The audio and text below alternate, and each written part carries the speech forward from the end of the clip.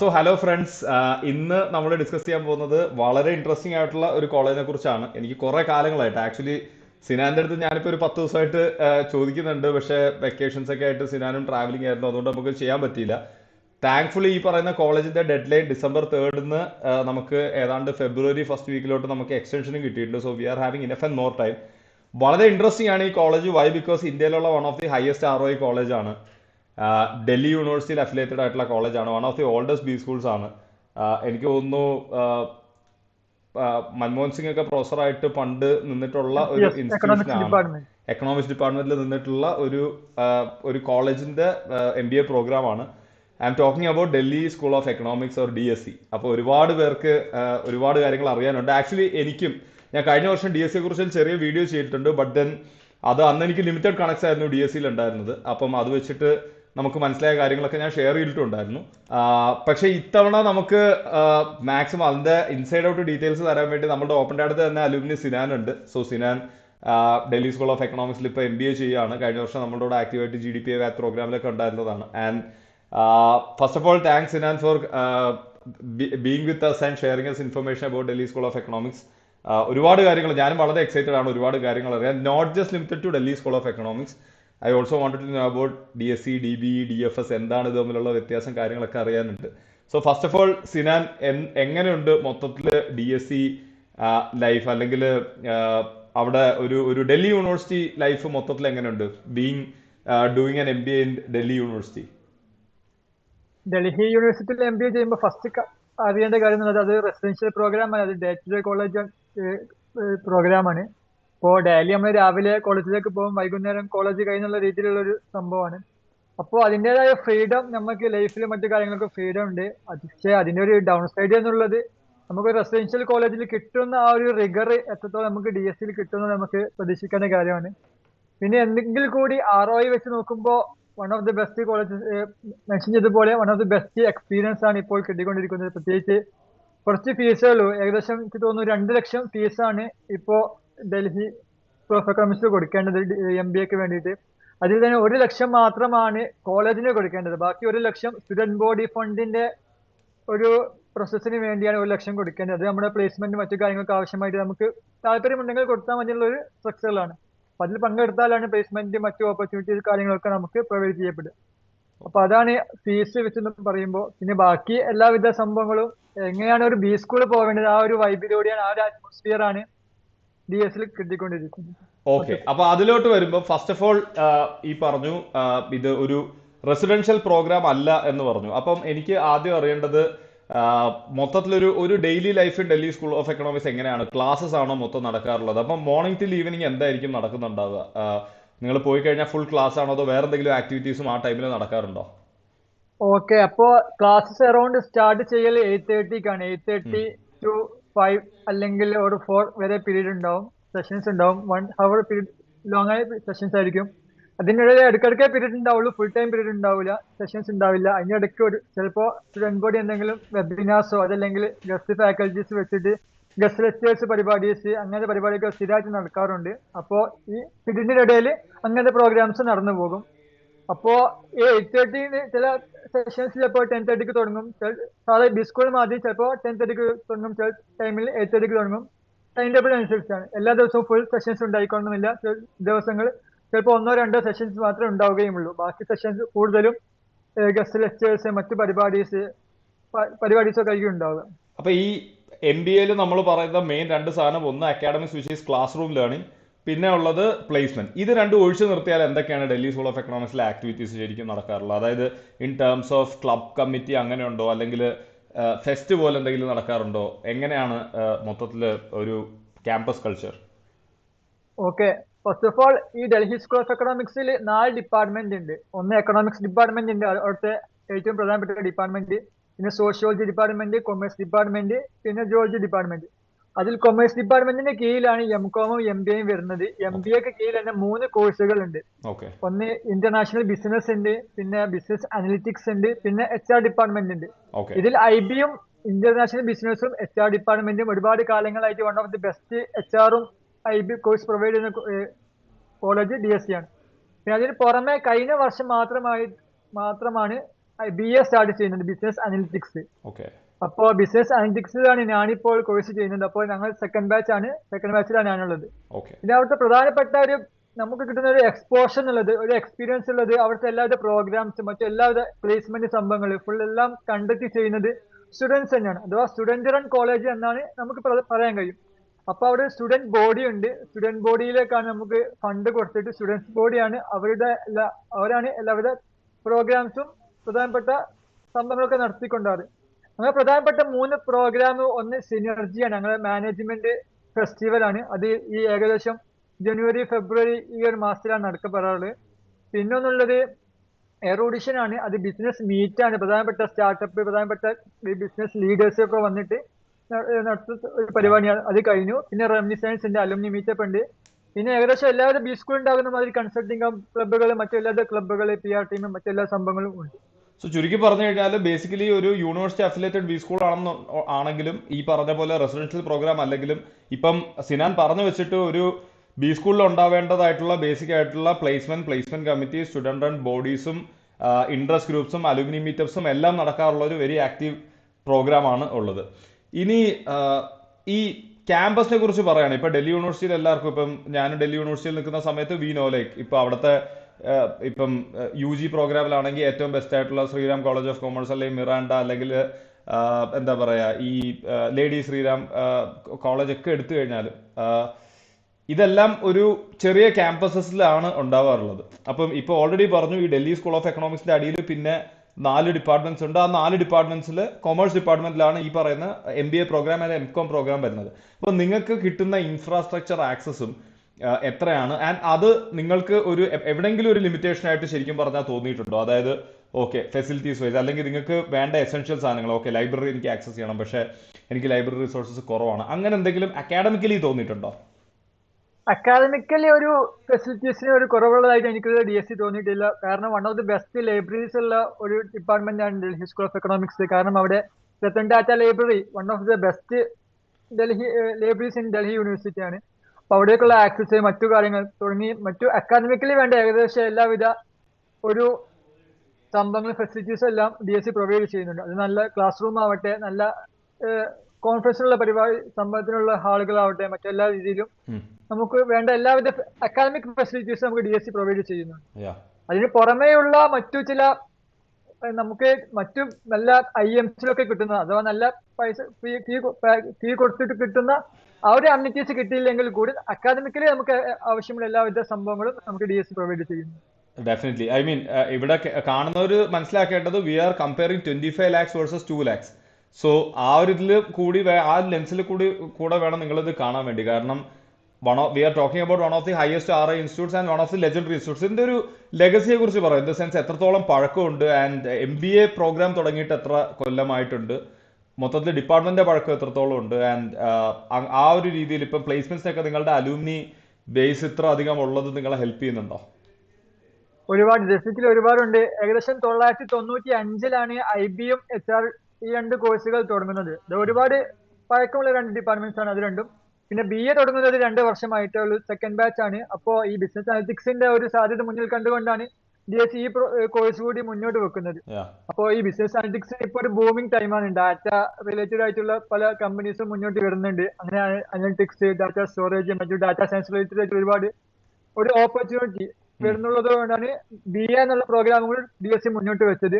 അപ്പോൾ അലുമിനിയുടെ ഭാഗത്ത് നിന്ന് നല്ലൊരു സപ്പോർട്ട് ഉണ്ട് പ്ലേസ്മെന്റ് റിലേറ്റഡ് ആയിട്ട്. ഇപ്പോൾ അടുത്ത് റെമിനി സയൻസ് എന്നുള്ള പേരിൽ അലുമിനി മീറ്റപ്പ് നടന്നിരുന്നു. അങ്ങനെ DSCയുടെ ഏകദേശം MBA അലുമിനി മീറ്റപ്പിൽ ഏകദേശം നല്ല നല്ല കമ്പനീസിലുള്ള വലിയ വലിയ പ്രൊഫൈലുള്ള നല്ല നല്ല അലുമിനീസ് ഒക്കെ വന്നിരുന്നു. അങ്ങനെ അവിടെ നമുക്കൊരു നെറ്റ്വർക്കിങ്ങിനുള്ള ഒരുപാട് സാധ്യതകൾ അലുമിനി നമുക്ക് പ്രൊവൈഡ് ചെയ്യുന്നുണ്ട്. മനസ്സിലായി. ഇനി വേറൊരു കാര്യം, ഈ ആൾക്കാർ ഇന്ത്യയിലെ ഏറ്റവും സോർട്ട് ആഫ്റ്റർ ആയിട്ടുള്ള ഒരു 5 MBA പ്രോഗ്രാം എടുത്തു കഴിഞ്ഞാൽ അതിലൊന്നാണ് FMS. ആൻഡ് FMSും ഇതേ സ്ട്രക്ചറിൽ വർക്ക് ചെയ്യുന്ന ഒരു കോളേജാണ് ആക്ച്വലി. ഡൽഹി യൂണിവേഴ്സിറ്റിയിൽ തന്നെയാണ് ഇതേപോലത്തെ ഈ പറയുന്ന വെൻ ഇറ്റ് കംസ് ടു ഈ റെസിഡൻഷ്യൽ ഇതിന്റെ കാര്യം പറയുകയാണെങ്കിൽ ഒബ്വിയസ്ലി ആൾക്കാർ പുറത്താണ് നിൽക്കാറുള്ളത്, similar to Delhi school of economics. പക്ഷേ നിങ്ങൾക്കൊരു നെറ്റ്വർക്കിംഗ് ഓപ്പർച്യൂണിറ്റി ഇപ്പോൾ ഡൽഹിയിലാണെന്നുണ്ടെങ്കിൽ എല്ലാ കോളേജും ഇപ്പോൾ നിങ്ങൾ നോക്കുകയാണെങ്കിൽ ചുറ്റുപാടുള്ളതൊക്കെ ഇന്ത്യയിലെ ഏറ്റവും മികച്ച കോളേജാണ്. സെന്റ് സ്റ്റീഫൻസ് ആണെങ്കിലും ഹിന്ദു കോളേജ് ആണെങ്കിലും, ഇനി ബാക്കി നോക്കുകയാണെങ്കിൽ IAFT അല്ലെങ്കിൽ ബി സ്കൂൾസ് തന്നെ ഒരുപാടുണ്ട്. IAFT, FMS ഉണ്ട്, ഫോർ ഉണ്ട്, അല്ലെങ്കിൽ IMI ഉണ്ട്, ഒരുപാട് വി സ്കൂൾസ് ഉള്ള ഒരു സ്ഥലമാണ്. അപ്പം ഇങ്ങനത്തെ ഉള്ളൊരു ഇന്റർ നെറ്റ്വർക്കിംഗ് ഓപ്പർച്യൂണിറ്റി അങ്ങനെ എന്തെങ്കിലും കാര്യങ്ങൾ ഏതെങ്കിലും രീതിയിൽ അല്ലെങ്കിൽ കോമ്പറ്റീഷൻ വൈസോ അങ്ങനെ എന്തെങ്കിലും ഉണ്ടാവാറുണ്ടോ? അതായത് ഒരു ഇന്റർ കോളേജ് സംഭവങ്ങളോ അങ്ങനെ എന്തെങ്കിലും? ഇതുവരെ അങ്ങനെ ഒരു പ്രോപ്പർ ആയിട്ടുള്ള രീതിയിലുള്ള കോമ്പറ്റീഷൻ മറ്റു രീതിയിൽ നടത്തിയില്ലെങ്കിൽ കൂടി അല്ലാണ്ട് ലിങ്ക്ഡിനും അല്ലാണ്ട് ഞങ്ങൾ കോളേജിൽ പോകുമ്പോൾ അല്ലാണ്ട് ഞങ്ങളുടെ കോളേജ് തൊട്ടടുത്തുള്ളതാണ്. BSc തൊട്ടടുത്താണ് FMS ഉള്ള കോളേജ് ഉള്ളത്. അതെ, സത്യം പറയുകയാണെങ്കിൽ FMSലെ സ്റ്റുഡൻസ് ഒക്കെ ഞങ്ങളെ ക്യാൻറ്റീനിലേക്കാണ് ഫുഡ് കഴിക്കാനും ഇതിനൊക്കെ വരുന്നത്. അത്രയും ഇത് ഞാൻ കേട്ടിട്ടുണ്ട്. ക്ലോസ്. നിങ്ങളുടെ ഏതോ ഒരാളുടെ ക്യാൻറ്റീൻ കുറച്ച് നല്ലതാണ്, അതുകൊണ്ട് നിങ്ങളുടെ ക്യാൻറ്റീൻ നല്ലതാണ്. DScയുടെ ക്യാൻറ്റീൻ കുറച്ച് ഫേമസ് ആണ്. അപ്പോ ഓക്കെ, ഞങ്ങളെ ക്യാൻറ്റീനിലേക്കാണ് FMSലെ സ്റ്റുഡൻസ് അടക്കം വരല്. അതോ ഓക്കെ, അത്രയും ഞങ്ങള് അടുത്തുള്ള രണ്ട് ക്ലോസ് കോളേജുകളാണ്. ആണ്. അതെ, അപ്പൊ നെറ്റ്വർക്കിങ്ങിനുള്ള ഒരു പ്രശ്നമേ അവിടെ വരുന്നില്ല. ഞങ്ങൾക്ക് എപ്പോ വേണമെങ്കിലും ഞങ്ങൾ ചോദിക്കാനും പറയാനും ഞങ്ങൾക്ക് നെറ്റ്വർക്കിങ്ങിനുള്ള എല്ലാവിധ സാധ്യതകളും അവിടെ ഉണ്ട്. പിന്നെ മനസ്സിലായി. പ്രധാനമായിട്ട് ഞങ്ങളെ പ്രൊഫസേഴ്സ് ആണ് ഏകദേശം FMSലും അങ്ങോട്ടും ഇങ്ങോട്ടും ഒരുപാട് എക്സ്ചേഞ്ച് പ്രോഗ്രാം ഒക്കെ ഉള്ളത് കൊണ്ട് ഞങ്ങളെ പ്രൊഫസേഴ്സ് ഒക്കെ അവിടെ പഠിപ്പിക്കുന്നവരുമാണ്. അവിടെ പല പ്രൊഫസേഴ്സും ഞങ്ങളെ പഠിപ്പിക്കുന്നവരുമാണ്. ഓ, അപ്പൊ അങ്ങനെ ഓക്കെ. നമുക്ക് അങ്ങനെ ഒരു ഡിവിഷൻ അവിടെ പ്രധാനമായിട്ട് വരുന്നില്ല. പിന്നെ ഒരു FMSന്റെ അഡ്വാൻറ്റേജ് ബ്രാൻഡ്. അവിടെ അയ്യാ അവരുടെ ഒരു പീർ പ്രഷർ അവിടെ വരുന്ന സ്റ്റുഡൻസ് എല്ലാം ഒന്നും കൂടി നല്ലൊരു അതെ. ബാക്ക്ഗ്രൗണ്ടിൽ നിന്ന് വരുന്നതും അതിന്റെ ഒരു അഡ്വാൻറ്റേജ് അവർക്ക് ഉണ്ടാകും. ബാക്കി എല്ലാവിധ കാര്യങ്ങളും പ്രഷറിന്റെ കാര്യം പറയുമ്പോഴത്തേക്കും ഇപ്പം ചില സ്ഥലത്ത് നമ്മൾ ഭയങ്കര ഇപ്പം IIM അഹമ്മദാബാദ്, ഉദയ്പൂർ ഒക്കെ ഭയങ്കര അക്കാഡമിക് ഫിഗർ ആണെന്ന് പറയാറുണ്ട്. കുറച്ച് റിലാക്സ് ആയിട്ട് ഒരു MBA ചെയ്യണം, എനിക്ക് അങ്ങനെ ആണെങ്കിൽ ഡൽഹി സ്കൂൾ ഓഫ് എക്കണോമിക്സ് കുറച്ചുകൂടെ ബെറ്റർ ആവാനുള്ള ചാൻസസ് ഉണ്ടോ? അതായത് യെസ്. പറഞ്ഞോളൂ. എനിക്ക് തോന്നുന്നു അക്കാദമിക്കലി അത്ര റിഗർ മറ്റു IIMലേക്കൊക്കെ ഞാൻ കമ്പയർ ചെയ്ത് ഞാൻ പ്രതീക്ഷിച്ചിരുന്ന ആ ഒരു പ്രഷറൊന്നും എനിക്കിവിടെ ഫീൽ ചെയ്യുന്നില്ല. എനിക്ക് സാധാരണ രീതിയിൽ കൊണ്ടുപോകാൻ കഴിയുന്ന ഒരു പ്രഷറാണ് ഇപ്പോൾ DSCയുടെ MBA പ്രോഗ്രാംസിന്റെ ഞാൻ മനസ്സിലാക്കുന്നത്. Okay, got it. ഈ പ്രോഗ്രാംസിനെ കുറിച്ച് കുറച്ചുകൂടെ ഡീറ്റെയിൽസ് തരാം. അതായത് 3 പ്രോഗ്രാം ഉണ്ടെന്ന് പറഞ്ഞു. എത്ര എത്ര സീറ്റുകളുണ്ട്, ആൻഡ് നിങ്ങൾക്ക് ഇപ്പം ബാച്ച് സ്ട്രെങ്ത് എത്രയാണ്, ആൻഡ് ജെൻഡർ ഡൈവേഴ്സിറ്റി എത്രയാണ്, അതേപോലെ വർക്ക് എക്സ്പീരിയൻസ് നോക്കുകയാണെങ്കിൽ ഇപ്പം ഏതാണ് ഒരു ഐഡിയൽ ബാച്ച് പ്രൊഫൈൽ വരാൻ വേണ്ടി. പിന്നെ ഇതൊന്ന് ഡീറ്റെയിൽ ചെയ്യാമോ ഈ ഓരോ കോഴ്സിനെ സംബന്ധിച്ചിടത്തോളം? Okay okay.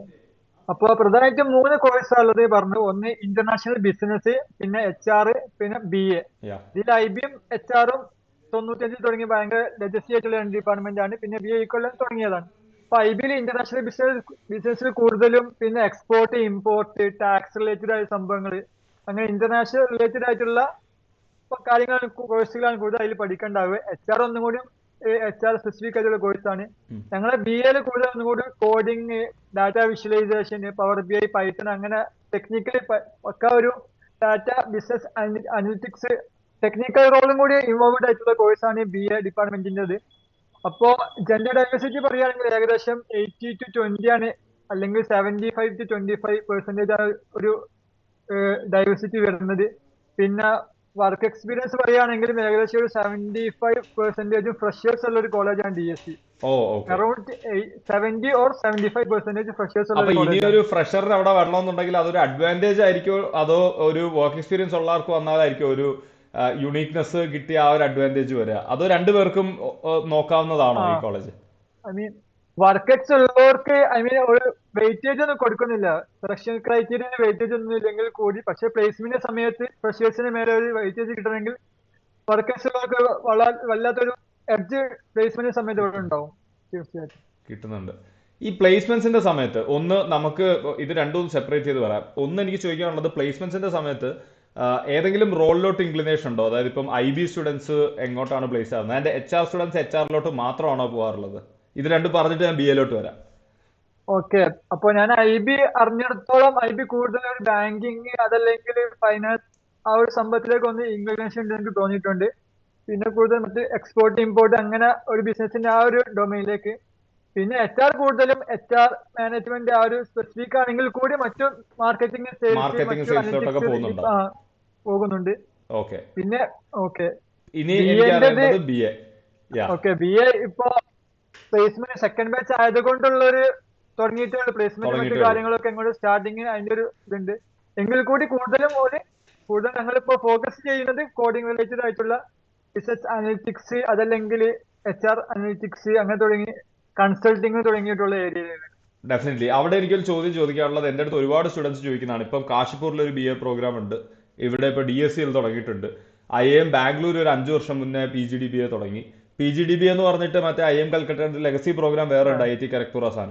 അപ്പം ഈ കോഡിംഗ് ബാക്ക്ഗ്രൗണ്ട് ഇല്ലാത്തവർ ഈ ഒരു പ്രോഗ്രാം പിന്നെയുണ്ട്. ഇപ്പം Goa Institute of Management analytics program ഉണ്ട്. അപ്പോൾ കോഡിംഗ് ബാക്ക്ഗ്രൗണ്ട് ഇല്ലാത്ത ആൾക്കാർ അല്ലെങ്കിൽ എഞ്ചിനീയറിംഗ് ബാക്ക്ഗ്രൗണ്ട് ഇല്ലാത്ത ആൾക്കാർ ഇതിന് പോയി കഴിഞ്ഞാൽ എന്താണ് അവർക്കുള്ള ഓപ്പർച്യൂണിറ്റി? രണ്ട് രീതിയിൽ. ഒന്ന് അവരുടെ കരിയർ വൈസ്, ഈ 2 വർഷം അവർ ഭയങ്കരമായിട്ട് സ്ട്രഗിൾ ചെയ്യുമോ വെൻ കമ്പയർഡ് ടു അതേഴ്സ് എന്നുള്ളതാണ്.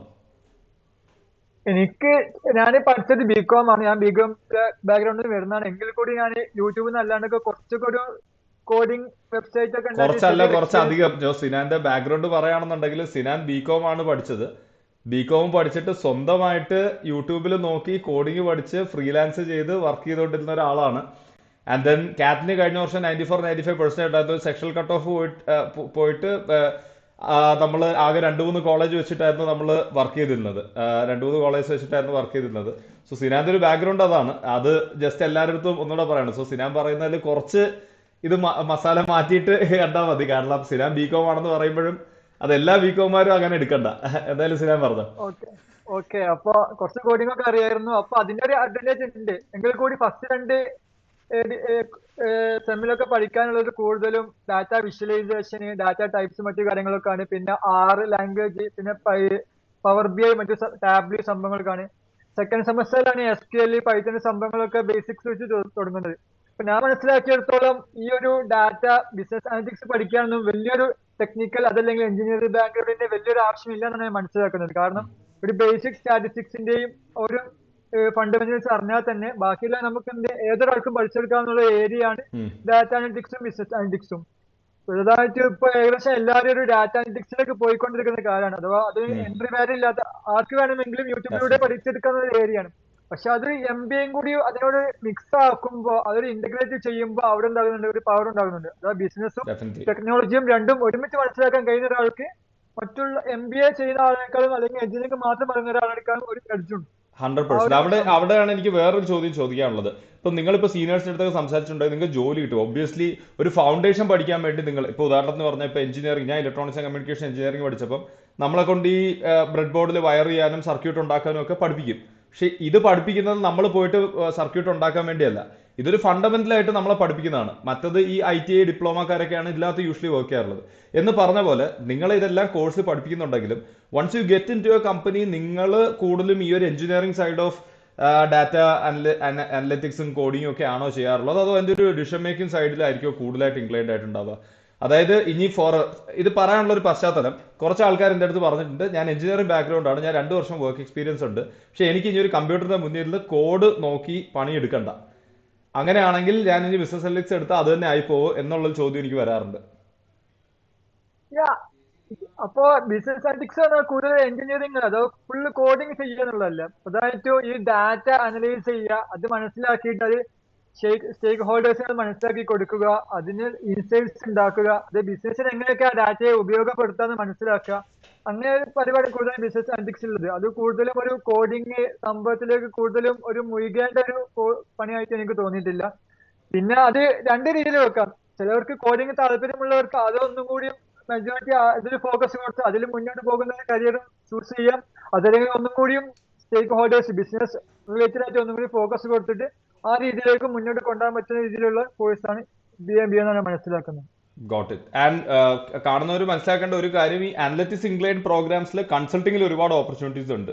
ആക്ച്വലി ഇപ്പം എവിടെയാണെങ്കിലും, ഇപ്പം നിങ്ങൾ IIT മദ്രാസ് എടുത്തു കഴിഞ്ഞാൽ കുറച്ച് അനലിറ്റിക്സ് ഇൻക്ലൈൻഡ് ആണ്.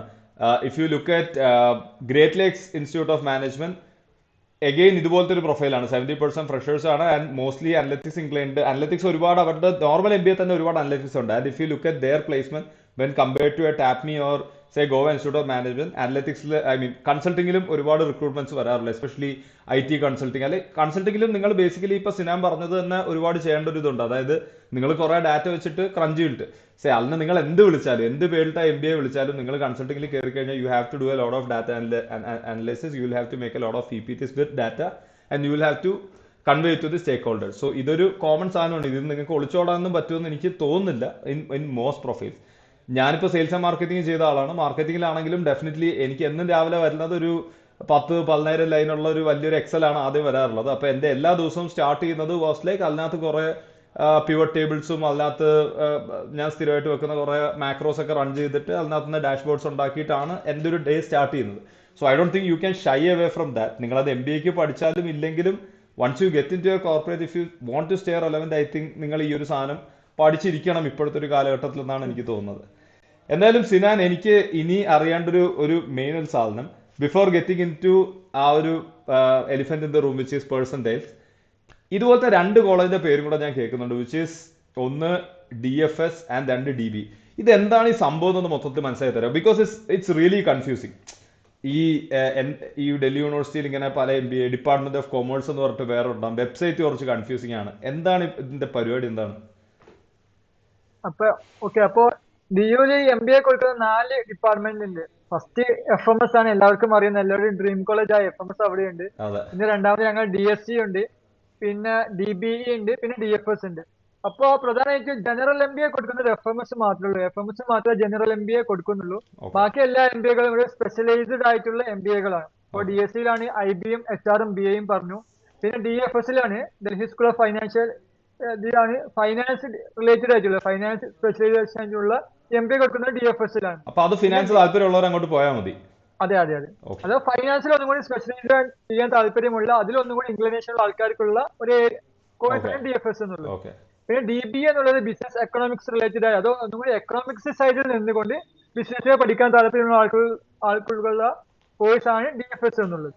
ഓക്കെ, പക്ഷേ ഈ എക്കണോമിക്സ്, എനിക്ക് ഫിനാൻസ് എനിക്ക് മനസ്സിലായി, പക്ഷേ ഈ എക്കണോമിക്സിൽ നിന്ന് അപ്പോൾ അവരുടെ ഒരു കരിയർ ട്രജക്ടറി എങ്ങോട്ടായിരിക്കും? അത് ഐ മീൻ DSC ആയിട്ട് കമ്പയർ ചെയ്യാൻ പറ്റുന്ന പോലത്തെ കമ്പനീസ് ആയിരിക്കും അവിടെ വരുന്നുണ്ടാവുക? Or say who should go for DB instead of a DSC or a DFS ഉള്ളതിനെ കുറിച്ച് ഒരു ഐഡിയ ഉണ്ടോ? എനിക്ക് തോന്നുന്നത് എക്കണോമിക്സ് റിലേറ്റഡ് ആയിട്ട് ഒന്നും കൂടി എനിക്ക് തോന്നുന്നു DBA ആയിരിക്കും. ഐ മീൻ എക്കണോമിക്സ് സൈഡിൽ നിന്ന് ബിസിനസ് പഠിക്കുന്നവർക്ക് DSCയേക്കാൾ ഒന്നും കൂടി തോന്നുന്നത് DBA ആയിരിക്കും ഒന്നും കൂടി പ്രിഫറബിൾ എന്നാണ് എനിക്ക് മനസ്സിലാകുന്നത്. കാരണം DSC കൊടുക്കുന്ന MBA ഒന്നുകിൽ ബിസിനസ് അനലിറ്റിക്സ്, അതല്ലെങ്കിൽ HR, IB തുടങ്ങിയുള്ള സ്പെഷ്യലൈസ്ഡ് ഏരിയയിൽ കൊടുക്കുന്ന MBAകളാണ്. അപ്പോൾ ആ ഒരു ഏരിയക്ക് താല്പര്യമുള്ളവർക്കായിരിക്കും DSC ഒന്നും കൂടി പ്രിഫറബിൾ ആകുകയെന്നാണ് ഞാൻ മനസ്സിലാക്കുന്നത്. ഇതിന് സെപ്പറേറ്റ് ക്യാമ്പസ് തന്നെയാണോ, അതായത് നിങ്ങളുടെ അടുത്തുള്ള ക്യാമ്പസ് ആണോ അതോ? അല്ല, അതെ. അത് കുറച്ചൊക്കെ വിട്ടിട്ടാണ്, ഐ മീൻ നോർത്ത് ക്യാമ്പസ് തന്നെയാണ്, പക്ഷെ എന്തെങ്കിലും DFSഉം DB ഒക്കെ വേറെ വേറെ ക്യാമ്പസുകളാണ്, ഒന്നും ഒരുമിച്ചുള്ളതല്ല. ഓക്കെ, അപ്പൊ ഡൽഹി യൂണിവേഴ്സിറ്റിയുടെ 4 ഡിപ്പാർട്ട്മെന്റ് ഓഫർ ചെയ്യുന്ന സാധനങ്ങളാണ്, 4 ക്യാമ്പസ് ആണ്. FMS DSC അടുത്താണ്, ഇതിൽ നിന്ന് കുറച്ച് മാറിയിട്ടാണ് ഈ DBയും DFS ഉള്ളത്. DFS is for people who are looking for building a career in finance, അല്ലെങ്കിൽ ഫിനാൻസ് സ്പെഷ്യലൈസ്ഡ് പ്രോഗ്രാം ആണ്. FMS is a general MBA program. And ഇപ്പൊ പറഞ്ഞു DSCയിൽ 3 പ്രോഗ്രാംസ് ഉണ്ട്, പിന്നെ DBയിൽ കുറച്ചുകൂടെ ഒരു എക്കണോമിക്സ് ഇൻക്ലിനേഷൻ ആയിരിക്കും എന്നുള്ളത്. ഇനി എനിക്ക് അറിയേണ്ടത്, ഇവിടെയൊക്കെ അപ്ലൈ ചെയ്യണമെങ്കിൽ ആരൊക്കെ ഇതിൽ അപ്ലൈ ചെയ്യണം? And if possible, if you are having data category wise, which is like ഒരു ജനറൽ കാൻഡിഡേറ്റ് ആണെങ്കിൽ ഏകദേശം ഇതിന്റെ സെലക്ഷൻ ക്രൈറ്റീരിയ ഒന്ന് പറഞ്ഞാൽ നന്നായിരിക്കും. അതായത് ഒന്ന് ഇന്റർവ്യൂ ഉണ്ടോ എന്നുള്ളത്, അതും കുറെ പേര് ചോദിക്കുന്നുണ്ട്, നല്ലൊരു ഇൻട്രസ്റ്റിംഗ് ഇതുണ്ടെന്ന് തോന്നുന്നു. ഒരു ജനറൽ കാൻഡിഡേറ്റ് ആണെങ്കിൽ ഏകദേശം എത്ര ഇതുള്ളവർ ഇത് കൺസിഡർ ചെയ്യണം അപ്ലൈ ചെയ്യാൻ? Similarly for an OBC EWS candidate almost same ബ്രാക്കറ്റിൽ വരുന്നുണ്ടാവുക. പിന്നെ SC ST ഉണ്ടെങ്കിൽ അത്രയും നല്ലത്, അത്ര ആ ഡാറ്റ ഉണ്ടെങ്കിൽ. പൊതുവെ ഇന്റർനെറ്റിൽ അവൈലബിൾ ആയിട്ടുള്ള ഡാറ്റ അല്ല when it comes to SC ST and PWD. എല്ലാവരും ഒരു റേഞ്ചേ പറയാറുള്ളൂ. SC ST ഒക്കെ എല്ലാവരും ഒരുമിച്ചാണ് പറയാറ്. രണ്ടും തമ്മിൽ വളരെ കട്ട് ഓഫ് ഡിഫറൻസ് ഉണ്ടെങ്കിലും ഇന്റർനെറ്റിൽ മൊത്തം എല്ലാവരും SC ST PWD എന്ന് സ്ലാഷ് ഇട്ടിട്ട് ഒരൊറ്റ ഇതാണ് പറയുന്നത് കേട്ടിട്ടുള്ളത്. അപ്പം അതിനെ കുറിച്ച് എന്തെങ്കിലും ഐഡിയ ഉണ്ടോ? ഓക്കെ, അപ്പൊ ഫസ്റ്റ് പറയാനുള്ളത് ക്രൈറ്റീരിയ അഥവാ സെലക്ഷൻ ക്രൈറ്റീരിയ എന്നുള്ളത് ഒറ്റ സെലക്ഷൻ ആണുള്ളത്, അഥവാ ഇന്റർവ്യൂ ഇല്ല. അതാണ് DSCയുടെ MBAയുടെ ഫസ്റ്റ് പ്രത്യേകത, ഇന്റർവ്യൂ ഇല്ല എന്നുള്ളതാണ്. പിന്നെ മൊത്തം സെലക്ഷൻ ക്രൈറ്റീരിയ 80% വെയിറ്റേജും പോകുന്നത് കാറ്റ് സ്കോറിലേക്കാണ്. ഓക്കെ, 80%. അപ്പോ മറ്റു IMC ഒക്കെ നോക്കുമ്പോൾ അതൊരു വലിയൊരു വെയിറ്റേജ് ആണ്, 80%. ബാക്കി 20%-ൽ 10%, 10% 10th ക്ലാസ്സിലെ സ്കോറിനും പിന്നെ 10% 12th സ്കോറിനുമാണ്. ഇത്രേ ഉള്ളൂ, കാറ്റ് 10th 12th. Simple as that. Okay, അപ്പം ഇനി പെർസെന്റേജിലോട്ട് വരാം. യെസ്. ഓക്കെ, കട്ട് ഓഫ് ജനറലിന് സാധാരണ വരുന്നത് 90 to 95% ആണ്. ഓക്കെ, പിന്നെ OBCക്ക് NCOBCക്ക് 87 to 91 minimum. Okay, EWS 89 to 93. Okay, okay, പിന്നെ ഇതാണ് സാധാരണ വരുന്നത്. ST STക്ക് തോന്നുന്നു ടിക്ക് 67 to 70, ഓക്കെ പിന്നെ S tick 63 to 68 okay cut off. Okay. ഇത് കൂടുതലും ഓക്കെ. ഇത് ഐ ബി ആണോ മെയിൻ ആയിട്ട് പറയുന്നത്, അതോ അക്രോസ് പ്രോഗ്രാംസ് ആണോ? ഇത് കൂടുതലും ബി എ ആയിരിക്കും എനിക്ക് തോന്നുന്നത്. ബി എ ആണ് ഓക്കെ. കൊടുക്കല്. കാരണം ഡി എസ് സിയിൽ സാധാരണ 3 പ്രോഗ്രാം ഉള്ളതുകൊണ്ട് എല്ലാവരും പ്രിഫറൻസ് ചോദിക്കും. ഫസ്റ്റ് ഈ 3 കോഴ്സിന്റെയും പ്രിഫറൻസ് ഫസ്റ്റ് ആപ്ലിക്കേഷൻ പ്രോസസ്സിന് ചോദിക്കും. മനസ്സിലായി. ഫസ്റ്റ് നമുക്ക് ഐ ബി പ്രിഫർ ചെയ്യാം, പിന്നെ എച്ച് ആർ പ്രിഫർ ചെയ്യാം, പിന്നെ ബി എ പ്രിഫർ ചെയ്യാം. Yeah. അപ്പൊ ഐ ബിയുടെ സീറ്റ് ഫുൾ ആയിട്ടുണ്ടെങ്കിൽ പിന്നെ എച്ച് ആറിലേക്ക് പോകും, ഓക്കെ, അത് ഫില്ലായ പിന്നെ ബി എയിലേക്ക് പോകും. നമുക്ക് ഫസ്റ്റ് വേണമെങ്കിൽ ബി എ പ്രിഫർ ചെയ്യാം. അങ്ങനെ ഒരു സെറ്റപ്പാണ് ഉള്ളത്. മനസ്സിലായി. സോ കട്ട് ഓഫിന്റെ കാര്യത്തിൽ അത്യാവശ്യം നല്ല ക്ലാരിറ്റി കിട്ടിയിട്ടുണ്ട്.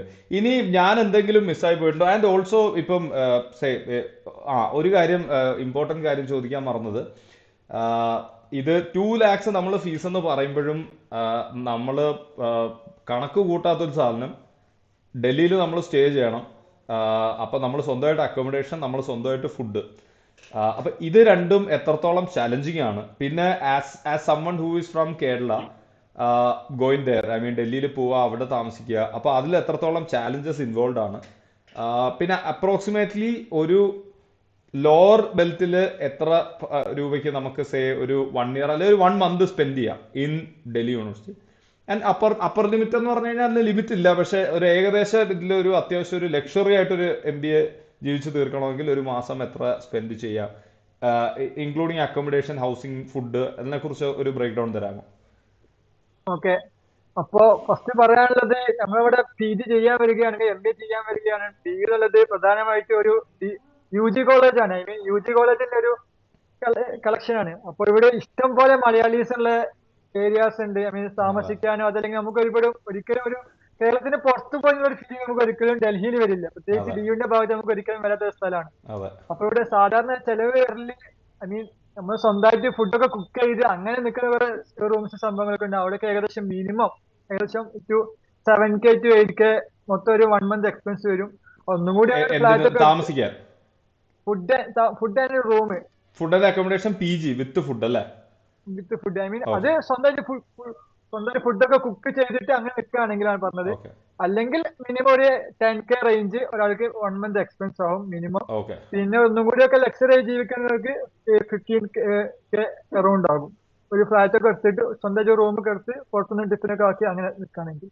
ഓക്കെ. മനസ്സിലായി. പിന്നെ എനിക്ക് തോന്നുന്നു പിന്നെ ചീപ്പായിട്ട് നിൽക്കണമെങ്കിൽ എത്ര വേണമെങ്കിലും ചീപ്പായിട്ട് നിൽക്കാൻ പറ്റുന്ന ഒരു സ്ഥലമാണ്. കാരണം ഒരുപാട് യെസ്. UPSC ആസ്പിറൻസും എല്ലാവരും അവിടെ ഇപ്പൊ പലരും UG ഒക്കെ ചെയ്യാൻ പറ്റുന്ന വളരെ ഹമ്പിൾ ബാക്ക്ഗ്രൗണ്ട്സിൽ നിന്ന് വരുന്ന ഒരുപാട് ആൾക്കാർ, ടാലന്റഡ് ആൾക്കാരെ നിങ്ങൾക്ക് കാണാൻ പറ്റും. അപ്പം ലക്ഷറി വേണമെങ്കിലും എനിക്ക് തോന്നുന്നു ഇപ്പം ഒരു കമലാനഗറിലൊക്കെ പോയി കഴിഞ്ഞാൽ എനിക്ക് തോന്നുന്നു നിങ്ങൾക്ക് വേണമെങ്കിൽ വളരെ എക്സ്പെൻസീവ് ആയിട്ടുള്ള ഡെയിലി KFCയിലും മക്ഡൊണാൾഡ്സിലും ഒക്കെ പോയി ഫുഡൊക്കെ കഴിച്ചാൽ ആ ഒരു ലൈഫ് നിങ്ങൾക്ക് വേണമെങ്കിൽ ഡൽഹിയിൽ നിൽക്കാം. ഇനി അതും അല്ലെങ്കിൽ എനിക്ക് തോന്നുന്നു കുറച്ച് മാറിയിട്ട് സാക്കേത്തിൽ സൗത്ത് ഡൽഹിയിലൊക്കെ പോയിട്ട് നിൽക്കുന്ന ആൾക്കാരുണ്ടാവും അല്ലേ? ഡെഫിനറ്റ്ലി യെസ്, ഒരുപാട്. ഒരുപാടുണ്ടാവും. സോ ആ ഒരു നിങ്ങൾക്ക് എല്ലാ റേഞ്ചും പിടിക്കാന്നുള്ളതാണ് എൻ്റെ സത്യം. പിന്നെ ഫുഡിന്റെ കാര്യം പറയാം. ഐ മീൻ കേരളത്തിൽ നിന്ന് പോയി നിൽക്കുമ്പോൾ എസ്പെഷ്യലി ഒരു മെസ്സ് സെറ്റപ്പ് ഇല്ലാത്തതുകൊണ്ട് എങ്ങനെയുണ്ട് മൊത്തത്തില് ആ ഒരു സംഭവം? ഇപ്പൊ ഞാൻ നിൽക്കുന്നത് ഒരു മലയാളീസിന്റെ ഒരു 2 ഫ്ലാറ്റ്, കുറച്ച് 10-20 പേരുള്ള ഒരു ഫ്ലാറ്റ് എടുത്ത് നിൽക്കാണ്. അപ്പൊ ഞങ്ങൾക്ക് സ്വന്തമായിട്ട് ഒരു കുക്കിനെ ഏൽപ്പിച്ചിട്ട് ഫുൾ ഞങ്ങൾ കേരള ഫുഡ് വെപ്പിച്ചിട്ട് അങ്ങനെ കഴിക്കുന്ന സെറ്റപ്പാണുള്ളത്. ഓക്കെ, അല്ലാണ്ട് നോർത്ത് ഇന്ത്യൻ ഫുഡ് സ്ഥിരമായിട്ട് കഴിക്കുന്നവരുണ്ട്, സ്വന്തമായിട്ട് ഫുഡ് ഉണ്ടാക്കി കഴിക്കുന്നവരുണ്ട്. അങ്ങനെ മനസ്സിലായി. ഏത് വെറൈറ്റിയാണ് നമുക്ക് പിടിക്കുന്നത്, നമ്മളെ പ്രിഫറൻസിനനുസരിച്ചാണ്. നമുക്ക് എത്രത്തോളം ടൈം ഉണ്ട്, നമുക്ക് എത്രത്തോളം നമ്മളെ ബജറ്റ് ഉണ്ട്, നമ്മളെ പ്രിഫറൻസിനനുസരിച്ചാണ് നമ്മൾ മൊത്തം എല്ലാം ചെയ്യാൻ കഴിയും. ബേസിക്കലി നിങ്ങൾ ഫ്രണ്ട്സ് ആൾക്കാരില്ലാത്ത ഒരു പ്രശ്നം അല്ലെങ്കിൽ കേരളത്തിൽ നിന്ന് പോയതിന്റെ ഒരു മിസ്സിങ് അങ്ങനത്തെ സാധനങ്ങളൊന്നും ഉണ്ടാകാനുള്ള ചാൻസ് ഇല്ല. പിന്നെ ഡൽഹിയിൽ പോയി നിൽക്കുമ്പം എസ്പെഷ്യലി DUവിൽ നിൽക്കുമ്പോൾ മൊത്തത്തിലുള്ള ഒരു എക്സ്പീരിയൻസ് എങ്ങനെയുണ്ട്? ഡൽഹിയൊക്കെ എക്സ്പ്ലോർ ചെയ്യാൻ പറ്റുന്നുണ്ടോ? അതിനുള്ള ടൈം കിട്ടുന്നുണ്ടോ? എന്തൊക്കെയാണ് നിങ്ങളുടെ ലെഷർ ടൈം ആക്ടിവിറ്റീസ്? അപ്പോ ലെഷർ ടൈം ആക്ടിവിറ്റീസ് പറഞ്ഞാൽ ഡൽഹിയാണ്. ഡൽഹി എന്നുള്ളത് നമുക്ക് ഒരുപാട് യാത്രകൾ ചെയ്യാനുള്ള ഒരു ഹബ്ബാണ്. അത് MBA ആണ് എങ്കിൽ കൂടി ഞാൻ ഒരുപാട് യാത്രകൾ ചെയ്യാനും കൂടിയാണ് ഞാൻ ഡൽഹി പ്രിഫർ ചെയ്തത്. അപ്പോൾ ഒരുപാട് യാത്രകൾ ചെയ്യാൻ വേണ്ടി ഞാൻ സമയം കണ്ടെത്താറുണ്ട്. ഇപ്പൊ ഇന്നലെ കൂടി ഞാൻ വാരാണസി പോയി വന്നിട്ടേ ഉള്ളൂ. അപ്പൊ അടിപൊളി. അതുകൊണ്ടാണ് അപ്പോ ഇപ്പൊ പ്രത്യേകിച്ച് മഞ്ഞിന്റെ വിന്റർ ടൈം ആയപ്പോ പിന്നെ പ്രത്യേകിച്ച് വേറൊരു കാര്യം പറയാനുള്ളത് ഡൽഹിയാണ്. ഡൽഹി എന്നുള്ളത് ക്യാപിറ്റൽ സിറ്റി, അതുപോലെ തന്നെ ഇവിടെ വിന്ററും സമ്മറും അതിന്റെ പീക്ക് എക്സ്പീരിയൻസ് ചെയ്യാൻ കഴിയുന്ന ഒരു സംഭവമാണ്. ഇപ്പൊ വിന്റർ പീക്ക് ടൈമാണ്. അതെ, പിന്നെ അതന്നെ, പിന്നെ അതിന്റെ പൊല്യൂഷൻ സംഭവങ്ങള്, അങ്ങനത്തെ കുറച്ച് ഡൗൺ സൈഡ് മറ്റു കാര്യങ്ങളൊക്കെ നമ്മൾ കൺസിഡർ ചെയ്യണം. പ്രത്യേകിച്ച് ഡൽഹി 2 കൊല്ലം ജീവിക്കാനുള്ള ഒരു ഡെസിഷൻ എടുക്കുമ്പോൾ. അപ്പൊ ആ സംഭവങ്ങളൊക്കെ മനസ്സിലാക്കി വേണം ഡൽഹിയിലേക്ക് പക്ഷെ എല്ലാരും നമ്മൾ. പറയുന്ന പോലെ ഡൽഹി ഭയങ്കര അൺസേഫ് ആണ്, അല്ലെങ്കിൽ ജീവിക്കാൻ പറ്റാത്ത സ്ഥലമാണെന്ന് ശരിക്കും പറഞ്ഞാൽ തോന്നിയിട്ടുണ്ട്. എനിക്ക് ഒരിക്കലും പേഴ്സണലി ഭയങ്കര ഇഷ്ടപ്പെട്ട ഒരു സ്ഥലമാണ് ഡൽഹി. ഞാൻ എത്ര വേണമെങ്കിലും ഹാപ്പി ആയിട്ട് നിൽക്കാൻ പറ്റുന്ന ഒരു സ്ഥലമാണ് ശരിക്കും പറഞ്ഞാൽ ഡൽഹി. അപ്പം സിനാൻ എന്താണ് തോന്നിയിട്ടുള്ളത്? അത് ഡൽഹിയെ കുറിച്ച് എല്ലാവരും പറയുന്നത് സാധാരണ ടൂർ അടിക്കാൻ വരുന്നവർക്ക് ചിലപ്പോ ഒരാഴ്ച 2 ആഴ്ച നിൽക്കുമ്പോൾ പെട്ടെന്ന് മടുക്കാനുള്ള ചാൻസ് ഉണ്ട്. പക്ഷെ ഡൽഹിയിൽ 1-2 കൊല്ലം നിന്ന ആൾക്കാർക്ക് ഒരിക്കലും ഡൽഹി വിട്ടു പോവാന്നുള്ളത് ഒരിക്കലും കഴിയാത്തൊരു സംഭവമാണ്. അത്രയും ഡെഫിനറ്റ്ലി ഡൽഹിയോട് ഒരു നമുക്ക് അറ്റാച്ച്മെന്റ് ഫീൽ ചെയ്യാനുള്ള എല്ലാവിധ സാധ്യതകളും. ഒരുപാട് കൾച്ചർ റൂട്ടഡ് ആയിട്ടുള്ള. അതെ കൾച്ചർ ആൻഡ് ഫുഡ് അതെ വൈസ്. അതെ അതെ ഡെഫിനറ്റ്ലി. ഇനി ഞാൻ പറയാത്ത എന്തെങ്കിലും അറിഞ്ഞിരിക്കേണ്ട സാധനം, അതായത് ഇനിയിപ്പം ഡൽഹി സ്കൂൾ ഓഫ് എക്കണോമിക്സിൽ വന്നിട്ട് അയ്യോ ഇത് അന്ന് വീഡിയോയിൽ പറഞ്ഞല്ലോ എന്ന് തോന്നാൻ ചാൻസ് ഉള്ള എന്തെങ്കിലും ഒന്ന് പറഞ്ഞ് നിർത്താൻ. പ്ലേസ്മെന്റ്സ് പറയേണ്ടിയിരുന്നു. യെസ്, പ്ലേസ്മെന്റ്സിന്റെ ഫിഗേഴ്സ് ഒന്നും നമ്മൾ പറഞ്ഞിട്ടില്ല. സോ അത് വേണമെങ്കിൽ നമുക്ക് ഡിസ്കസ് ചെയ്യാം. That's very important, right? Okay. Placements പറയുമ്പോൾ സാധാരണ ഐ ബിക്ക് എച്ച്ആറിനൊക്കെ ഏകദേശം ആവറേജ് വരല് 14 to 15, അല്ല മീഡിയം വെച്ച് നോക്കുമ്പോൾ 14 to 15 മീൻ ലാക്സ് വരുന്നുണ്ട് ആവറേജ് പാക്കേജ്. പിന്നെ ആവറേജ് വരുമ്പോൾ 13 to 14 okay lakhs per annum വരുന്നുണ്ട്. ഓക്കെ പിന്നെ ഹയസ്റ്റ് 25 ലാക്സ് വരെ വരുന്നുണ്ട്. മാക്സിമം പോവാറുണ്ട്. പിന്നെ പ്രധാനമായിട്ടും എനിക്ക് തോന്നുന്നു ഇപ്രാവശ്യം ഞങ്ങൾ സമ്മർ ഇന്റേൺഷിപ്പിന് തന്നെ മെക്കൻസിയും പിന്നെ BMW അടക്കമുള്ള പ്രധാനപ്പെട്ട എല്ലാവിധ കമ്പനീസും അഥവാ മറ്റു IMSിലേക്ക് പോകുന്ന ഏകദേശം വലിയ വലിയ കമ്പനീസും ഒക്കെ ഞങ്ങളുടെ ക്യാമ്പസിലേക്ക് വരാറുണ്ട്. വരുന്നുണ്ട്. പിന്നെ മറ്റു EY, KPMG, മറ്റു കമ്പനീസ് എല്ലാം ഏകദേശം കമ്പനീസ് ഒക്കെ വരാറുണ്ട്. ഓക്കെ, അപ്പൊ ബേസിക്കലി ആ ഒരു ഡൽഹി അഡ്വാൻറ്റേജ് പ്ലസ് നിങ്ങളുടെ അലൂമിനി ബേസ് നല്ലോണം വർക്കൗട്ട് ആവുന്നുണ്ട് അവിടെ, യെസ് യെസ് അല്ലെ? Yes yes. ഓക്കെ. ഈ ഒരു പ്ലേസ്മെന്റും കിട്ടാത്ത അവസ്ഥയിൽ അത് say we can openly say that, കാരണം ഇപ്പോഴത്തെ മാർക്കറ്റ് കണ്ടീഷനിൽ ഈവൻ കുറെ IIMs ഉൾപ്പെടെ സ്ട്രഗിൾ ചെയ്തുകൊണ്ടിരിക്കുന്ന ഒരു സാധനമാണ് ഈ എല്ലാ ഫുൾ ബാച്ചിനെ പ്ലേസ്ഡ് ആക്കുക എന്നുള്ളത്. സോ അങ്ങനത്തെ ഒരു ഭയങ്കര ഒരു സിറ്റുവേഷൻ അവിടെ ഉണ്ടാകുന്നുണ്ടോ, അതോ എല്ലാവർക്കും എന്തെങ്കിലും ഒരു placement to start their career അത്യാവശ്യം ഡീസെന്റ് ആയിട്ട് കിട്ടി പോകുന്നുണ്ടോ? അത്യാവശ്യം ഡീസെന്റ് ആയിട്ടുള്ള ഒരു സെറ്റപ്പ് കിട്ടാനുള്ള എല്ലാവിധ സംഭവങ്ങളും കമ്പനി ശ്രമിക്കുന്നുണ്ട്. അങ്ങനെ കിട്ടിക്കൊണ്ട് പോകുന്നുണ്ട്. അപ്പൊ ഒരു മാർക്കറ്റിന്റെ ഒരു പറഞ്ഞതുപോലെ മാർക്കറ്റ് ഒരു ഡൾ ആയിട്ടുള്ള ഒരു പ്രശ്നം എല്ലാ ബി സ്കൂളും അത് DSEയും കൂടെ ഫേസ് ചെയ്യുന്നുണ്ട്. എങ്കിൽ കൂടി പ്രതീക്ഷിക്കുന്നത് ഒരു കോഴ്സ് കഴിയുമ്പോഴേക്ക് നല്ലൊരു പ്ലേസ്മെന്റ് ഡെഫിനറ്റ്ലി രീതിയിലേക്ക് എത്തുമെന്നാണ് ഞങ്ങൾക്ക് പ്രതീക്ഷിക്കുന്നത്. Definitely definitely. ഐ തിങ്ക് ഇപ്പം കയറുന്നവർക്കായിരിക്കും best time to invest on an MBA as well, because I think അവർ ഇറങ്ങുമ്പോൾ ഇതെപ്പോഴും ഒരു കർവാണല്ലോ. ബൂമിംഗ് അപ്പം ടൈം ആവാനുള്ള ചാൻസ് ഉണ്ട്. 2027 ബൂമിംഗ് ടൈം ആവേണ്ട വലിയ ചാൻസ് ഉണ്ട്, കാരണം 3 ഇയർ സൈക്കിൾ എപ്പോഴും ഇങ്ങനെ ഫോളോ ചെയ്ത് വരാറുണ്ട്. അപ്പം ഇവർ ഇറങ്ങുമ്പോഴായിരിക്കും മിക്കവാറും ഒരു ഫൈനൽ പ്ലേസ്മെന്റ്. സമ്മേഴ്സ് ചിലപ്പോൾ അവർ സ്ട്രഗിൾ ചെയ്യാനുള്ള ചാൻസ് ഉണ്ട്, പക്ഷേ ചാൻസ് ഐ ഉണ്ട്. തിങ്ക് ഫൈനൽസ് വളരെ നല്ലതാവാനുള്ള ഒരു സാധ്യതയും ഉണ്ടെന്നാണ് എനിക്ക് തോന്നുന്നത്. So Sinan, thanks a lot. I mean ഇത്ര അധികം ഡീറ്റെയിൽസ് ഇൻ ഡെപ്ത് കോളേജിനെ കുറിച്ചും യൂണിവേഴ്സിറ്റിയെ കുറിച്ചും ക്യാമ്പസിനെ കുറിച്ചും ഒക്കെ പറഞ്ഞു തന്നതിന് വളരെയധികം താങ്ക്സ്. ആൻഡ് ഡെഫിനറ്റ്ലി ഏതെങ്കിലും നമ്മളുടെ സ്റ്റുഡൻസിനൊക്കെ DSEയെ കുറിച്ച് ഒരു ഡൗട്ട്സ് എന്തെങ്കിലും ഒക്കെ ഉണ്ടെങ്കിൽ ഞാൻ ഓക്കെ, ഡെഫിനറ്റ്ലി. സിനാൻ ഓൾറെഡി നമ്മളുടെ ടെലിഗ്രാം ഗ്രൂപ്പിലുണ്ട്. സോ പേഴ്സണലായിട്ട് മെസ്സേജ് ചെയ്ത് ബുദ്ധിമുട്ടിക്കരുത് ദയവ് ചെയ്ത്, പക്ഷേ you can always ping in the group by, because ഒരുപാട് പേര് അയച്ചു കഴിഞ്ഞാൽ അതും ബുദ്ധിമുട്ടാകും. ബട്ട് ദെൻ നമ്മൾ ടെലിഗ്രാം കമ്മ്യൂണിറ്റിയിൽ ഉണ്ടെങ്കിൽ നിങ്ങൾക്ക് ഗ്രൂപ്പിൽ പിങ് ചെയ്ത് എന്തെങ്കിലും ഡൗട്ട് ഉണ്ടെങ്കിൽ ടൈം കിട്ടുമ്പോഴത്തേക്കും സിനാൻ അത് ഹാൻഡിൽ ചെയ്യുന്നതായിരിക്കും. So thanks lot Sinan, thanks lot for your time. നമ്മൾ കുറെ ദിവസമായിട്ട് വിചാരിച്ച സാധനമാണ്, ഫൈനലി ചെയ്യാൻ പറ്റി. Okay. So yeah, thank you.